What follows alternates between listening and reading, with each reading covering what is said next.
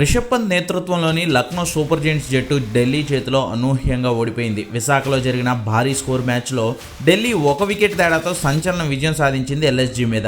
అయితే ఈ మ్యాచ్లో ఓటమి కంటే ఓడిపోయిన విధానానికే పంత్ బాగా బాధపడి ఉంటాడు. తనను ఐపీఎల్ చరిత్రలో అత్యధికంగా 27 కోట్ల రూపాయల ధర ఇచ్చి కొనుక్కుంది లక్నో టీం. ఓనర్ సంజీవ్ గోయంకా పంత్ను వేలంలో దక్కించుకున్నప్పుడు చాలా సంబరపడిపోయారు. అలాంటిది పంత్ మొదటి మ్యాచ్లో డకౌట్ అయ్యాడు, అది కూడా 6 బాల్స్ తినేసి.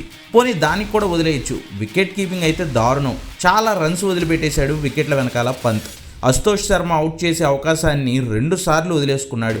ఇక మోహిత్ శర్మను స్టంప్ అవుట్ చేయలేకపోయాడు. మోహిత్ శర్మ ఆ టైంలో చాలా దూరంలో ఉన్నాడు క్రీజ్ నుంచి. ఇలా అనేక కారణాలు ఉన్నాయి పంత్ ఫెయిల్యూర్స్కి.